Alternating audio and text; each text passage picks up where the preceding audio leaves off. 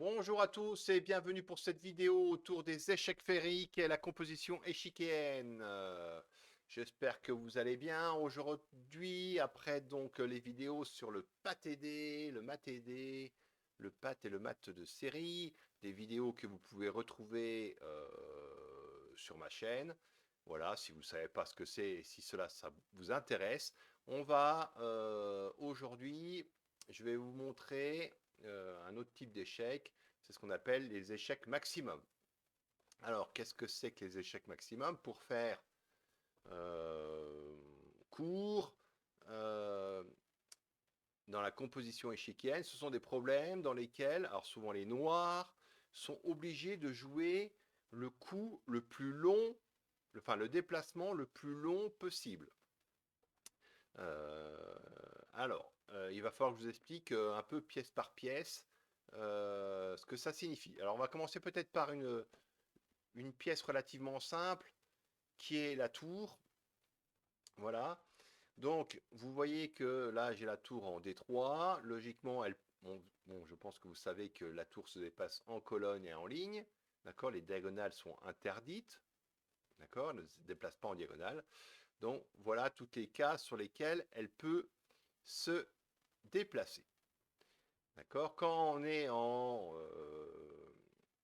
les échecs orthodoxes, euh, la pièce peut se déplacer sur n'importe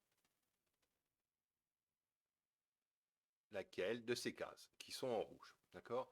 Alors, avec les échecs maximum, je suis obligé de jouer la plus longue distance possible. Alors, bah, il suffit de regarder, là c'est facile, j'ai fait une position assez facile.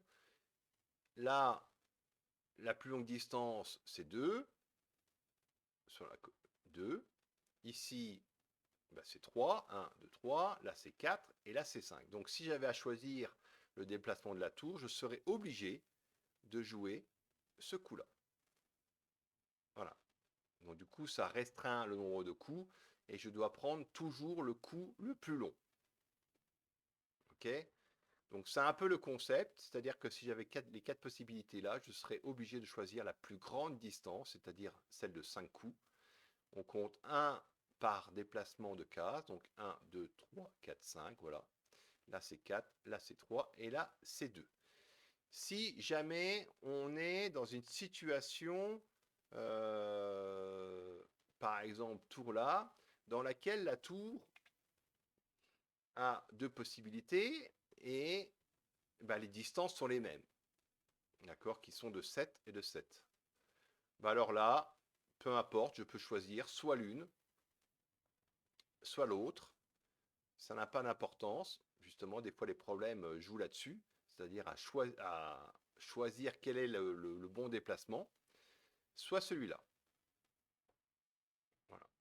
Donc, toujours choisir le plus grand déplacement. Si on prend une autre pièce aussi qui est relativement simple, bah, c'est pareil pour le fou. Si je me mettais là, et ben donc là, le fou, je pense que, j'espère que vous le savez, se déplace lui qu'en diagonale. Voilà.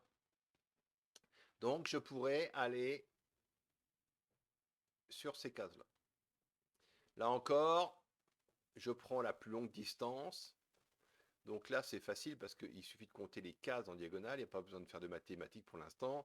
Ici, j'ai un déplacement de 2. Ici, j'ai un déplacement de 2. Ici, un déplacement de 2. Et là, 2, 5. Donc, mon fou, la seule possibilité de déplacement qu'il a, c'est d'aller en A8. Voilà. Et si je devais rejouer mon fou, sur quelle case il irait? Je vous laisse réfléchir, puisqu'on doit jouer le plus grand coup possible. Eh bien, il irait en H1. D'accord? Donc on voit que le fou, après, là, il est limité, puisque forcément, à chaque fois, devrait jouer la plus grande distance. Donc là, il ferait H1 à 8. Voilà. Alors, si jamais,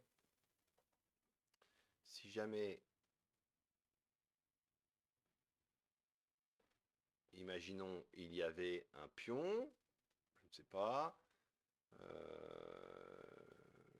Je vais essayer de trouver une position qui soit intéressante.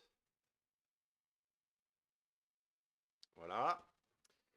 Donc ici, bah, je regarde les cases qui sont disponibles pour mon fou. Voilà. Donc là, bien sûr, je suis bloqué par mon pion.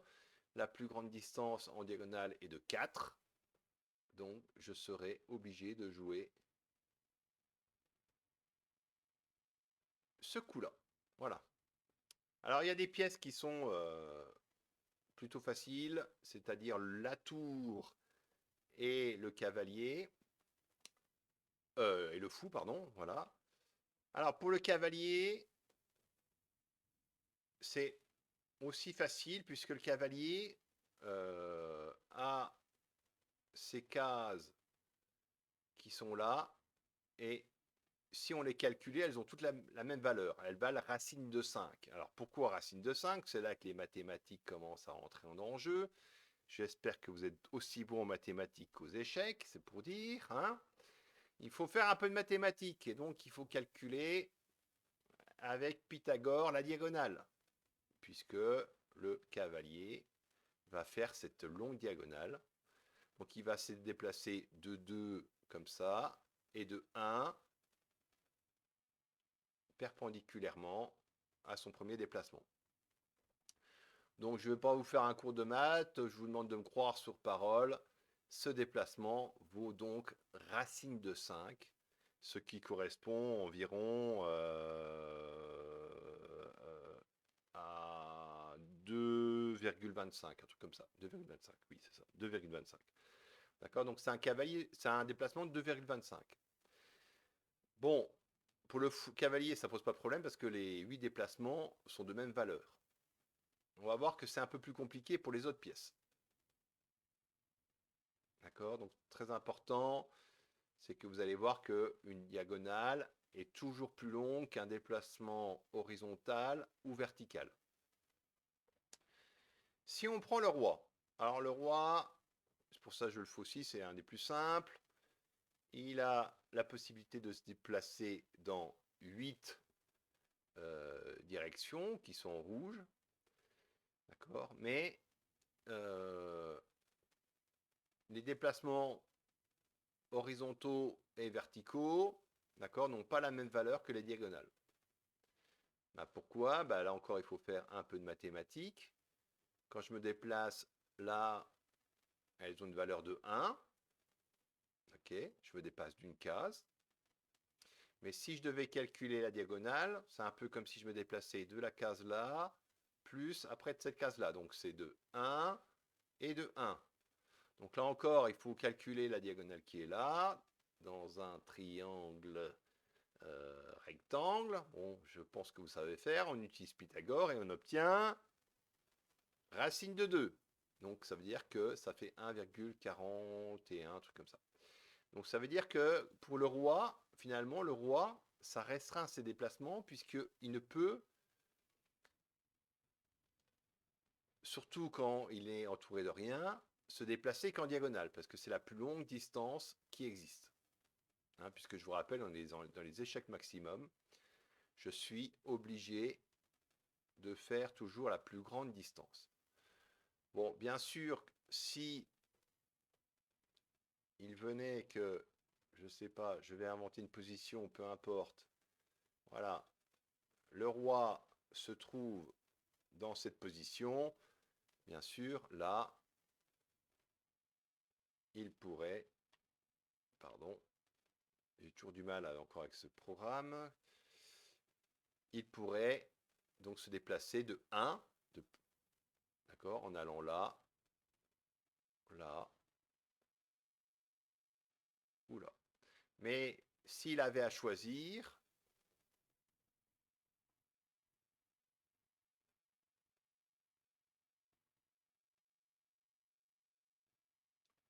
ouais, il faut que je fasse un truc, bon, je réfléchis en même temps, c'est pas grave.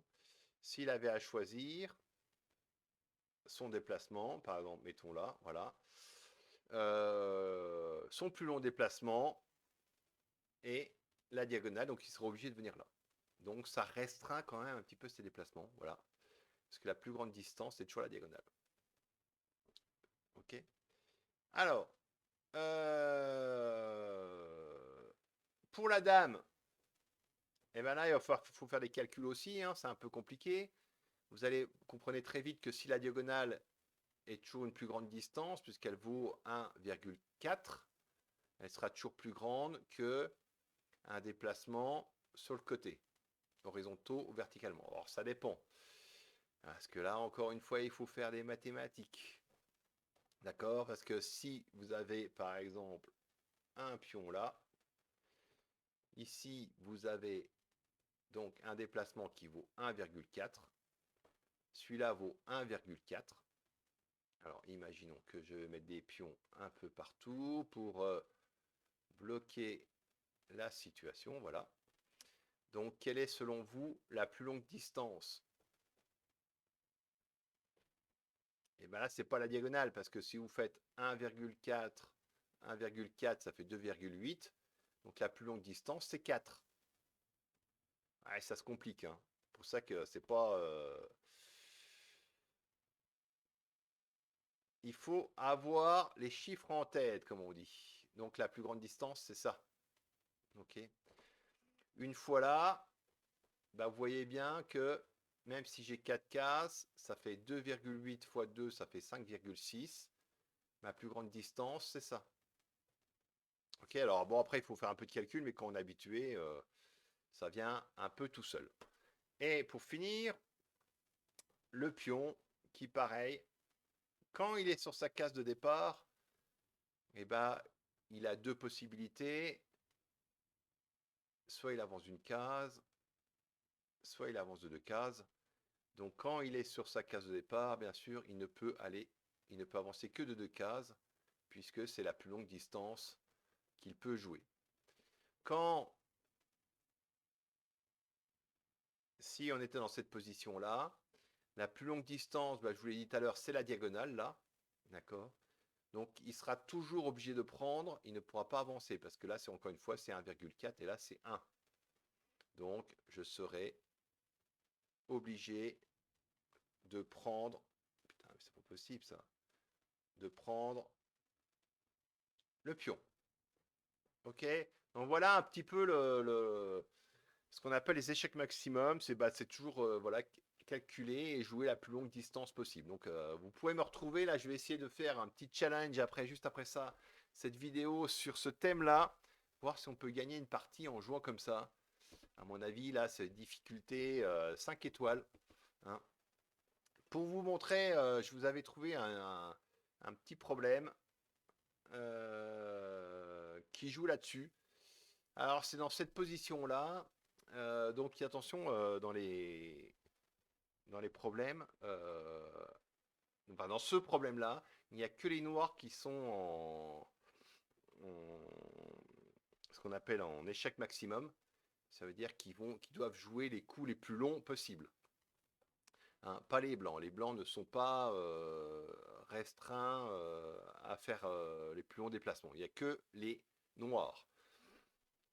Alors, vous allez revoir que ça va ressembler un petit peu à un mat aidé, ce problème-là. Puisque les noirs vont se retrouver échec et mat en 6 coups. Avec l'obligation de jouer les coups les plus longs. Alors, regardons un peu la position, puisque je viens de vous expliquer. Vous voyez bien que donc, le cavalier qui est là, s'il se déplace, je vous ai dit, ça fait un déplacement de racine de 5, ça fait environ 2. 2, comment je vous ai dit, il faut que je regarde, 2,25, ouais, 2,25. Voilà, quelque chose près, hein, j'ai pas, voilà. Alors, 2,25. Donc, il faut calculer. Là, on a 2,25.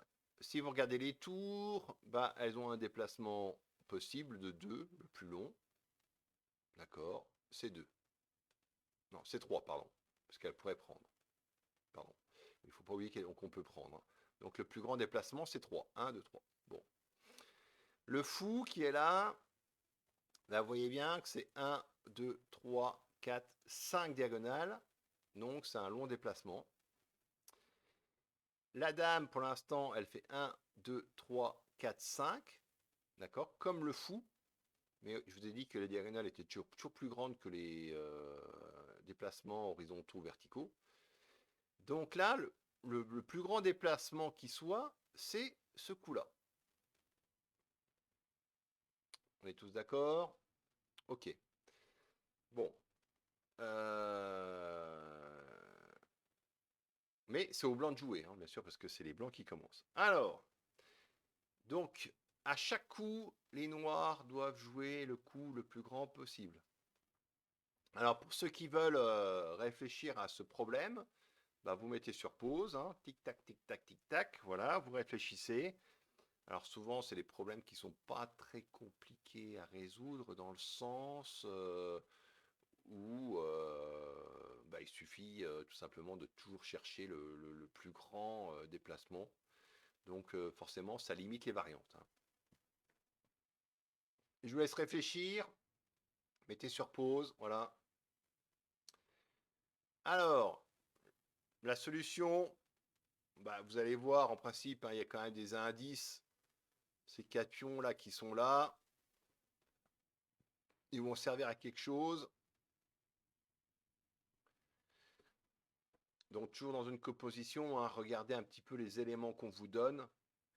On voit que le roi est dans le coin. Alors quand j'avais dit qu'il allait avoir une espèce d'avoir un mat aidé en 6, bah, vous voyez que déjà le roi est dans un coin. Voilà. Que autour de lui, il reste plus que 5 cases. D'accord? Voilà. Et si on regarde bien, je vous donne un petit indice. Ah, bon, il y a 5 cases, 5 pièces qui sont là.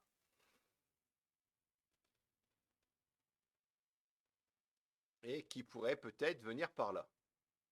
Mais il y a ce mur de pions blancs là pour l'instant qui gêne. Alors voilà, je vous ai donné des indices. À vous de réfléchir là-dessus. Allez, on se retrouve tout de suite après.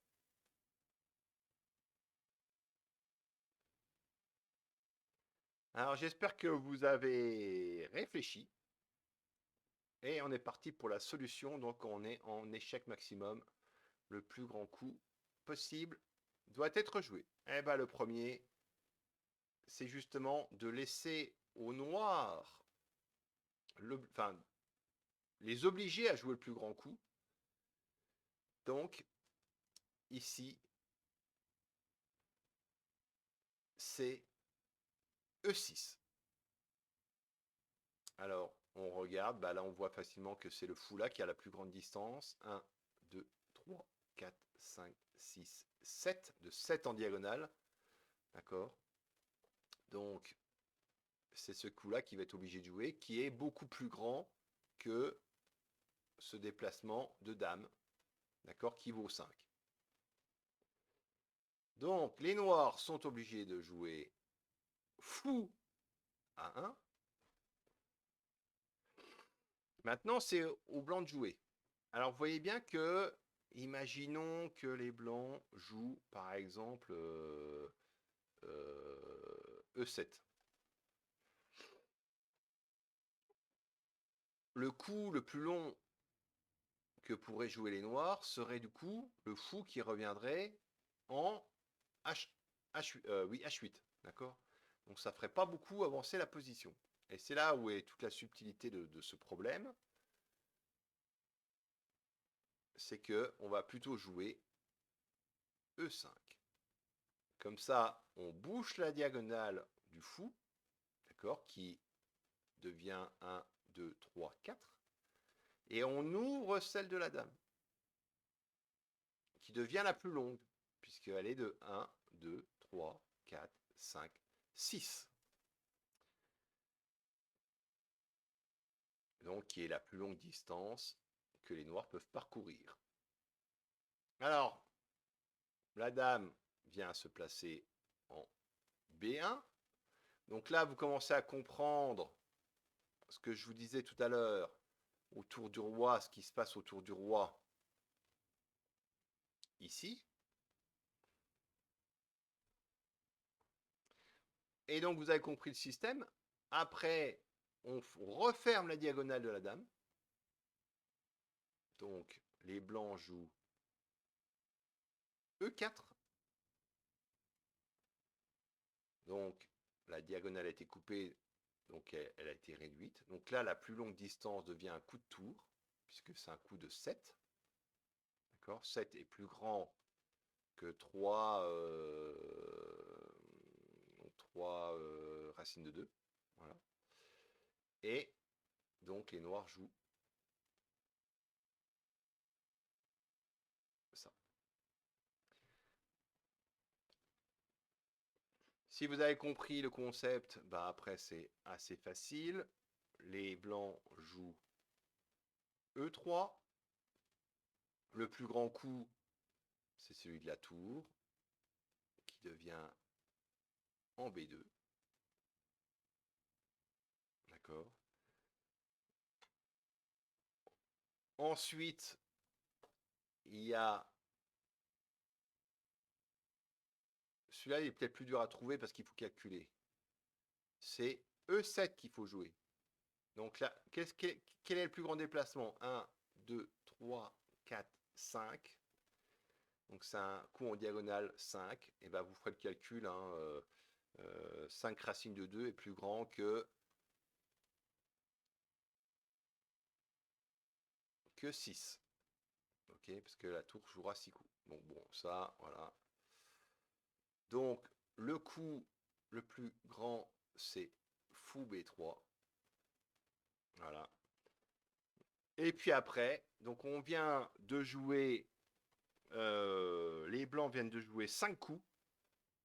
Donc pour l'instant, c'était 5 coups de pion.